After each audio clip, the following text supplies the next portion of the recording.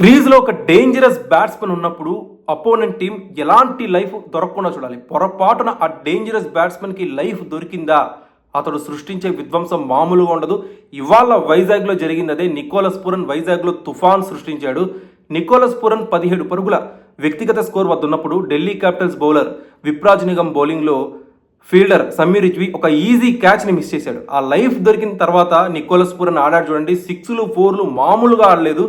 ఒక దశలో నిన్న ఎస్ఆర్హెచ్ ఆడిన ఇన్నింగ్స్ తలపించింది. మీ అందరికీ గుర్తే ఉండే ఉంటుంది. 2023 ఐపీఎల్ సీజన్లో ఆర్సీబీతో ఆడుతున్నప్పుడు నికోలస్ పూరన్ 19 బంతుల్లో 62 పరుగులు చేశాడు. ఇవాళ నికోలస్ పూరన్ ఆడుతున్నప్పుడు ఆ ఇన్నింగ్స్ చాలా మందికి గుర్తొచ్చే ఉండే ఉంటుంది. అండ్ ఆ మ్యాచ్ లో ఎల్ఎస్జీ గెలిచింది కూడా. సీరియస్ గా చెప్పాలంటే Nicholas Pooran and Shaun Marsh రెండో వికెట్ కి 87 పరుగుల క్రూషియల్ పార్ట్నర్షిప్ నెలకొల్పారు. వాళ్ళిద్దరు ఆడుతున్నప్పుడు ప్రొజెక్టెడ్ స్కోర్ 250 నుంచి 260 మధ్య టార్గెట్ సెట్ చేస్తారేమో ఢిల్లీ క్యాపిటల్స్ కనిపించింది. కానీ అన్ఫార్చునేట్లీ షేన్ మార్ష్ అవుట్ అయిపోయిన తర్వాత ఈవెన్ దో నికోలస్ పూరన్ తన అటాకింగ్ గేమ్ ని కొనసాగిస్తూ వచ్చినప్పటికీ తనకి సరైన పార్ట్నర్షిప్ దొరకలేదు.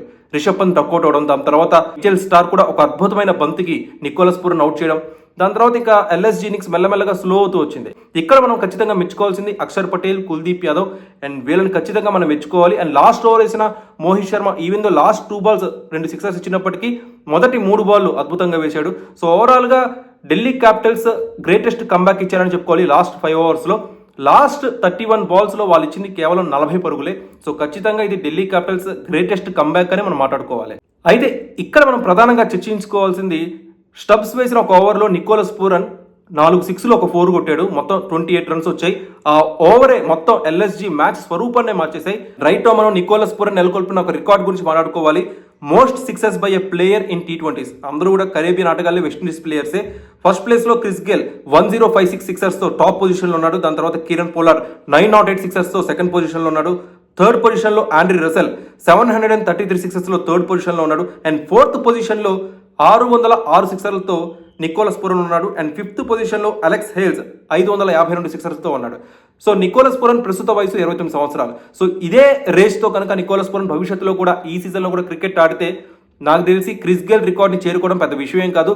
భవిష్యత్తులో ఆడే మరికొన్ని సీజన్స్ లో Nicholas Pooran Chris Gayle record కూడా చేరుకుంటాడని చెప్పి చాలా మంది విశ్లేషకులు అయితే అంచనా వేస్తున్నారు. అండ్ ఇంకొక ఇంట్రెస్టింగ్ స్టాట్ చెప్పిన, since 2024 most sixes by A batsmen first position లో నికోలస్ పూరన్ ఉన్నాడు. నికోలస్ పూరన్ కొట్టిన సిక్సెస్ సిన్స్ 2024 నుంచి 190 సిక్సెస్ కొట్టాడు. ఆ తర్వాతి పొజిషన్ లో హెన్రిచ్ క్లాసెన్ ఉన్నాడు. 118 సిక్స్లు కొట్టాడు Heinrich Klaasen. And third position లో అభిషేక్ శర్మ ఉన్నాడు. 109 సిక్స్లు కొట్టాడు అభిషేక్ శర్మ. ఫోర్త్ పొజిషన్ లో చార్లెస్ ఉన్నాడు. 108 సిక్స్లు కొట్టాడు Charles.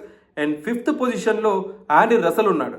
103 సిక్సర్లతో Andrei Russell fifth position లో ఉన్నాడు. సో ఈ అందరి బ్యాట్స్మెన్ లో ఒకే ఒక ఇండియన్ భారతీయ ఆటగాడు మన అభిషేక్ శర్మ. కేఎల్ రాహుల్ లేని లోటు ఢిల్లీ క్యాపిటల్స్ లో కనిపించిందా? అక్షర్ పటేల్ కెప్టెన్సీ ఎలా అనిపించిందో కామెంట్ సెక్షన్ లో పంచుకోండి. అండ్ లాస్ట్ లో గుడ్ న్యూస్ తో మనం ముగిద్దాం.